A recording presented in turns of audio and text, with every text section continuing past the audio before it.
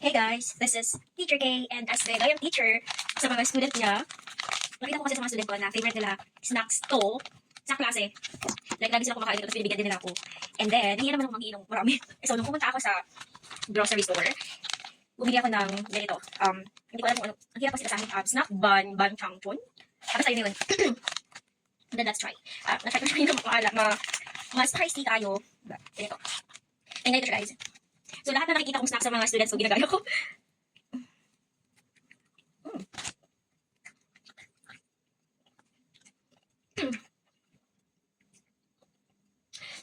Ang rate nito ay, for me, kasi mahilig ako sa maanghang, sa spicy foods. And number 10, masarap siya for me, I don't know sa other people, char.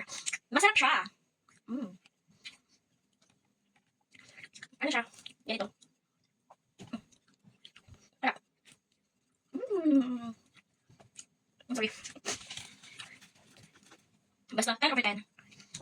Ang amoy siya medyo smelly konti, pero masarap. First time ko magturo dito sa Vietnam is ayoko ng amoy ng mga snacks nila kasi mabaho, kulog ang aircon ng loob ng classroom kasi sobrang baho.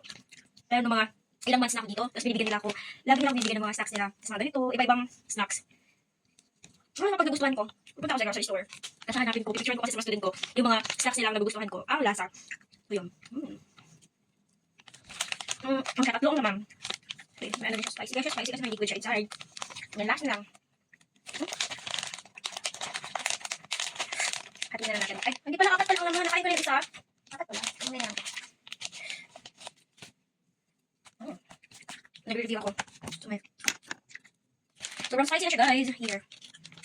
Yung siya isaw-saw dyan. Yung mga student ko ay gusto talaga nila.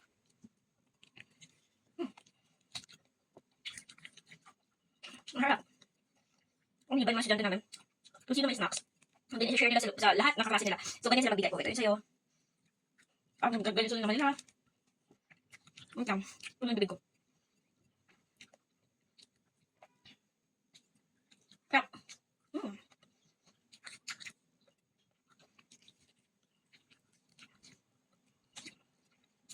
yummy.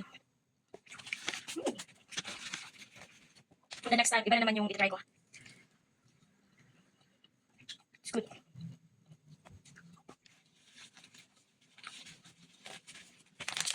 10 over 10. Bye!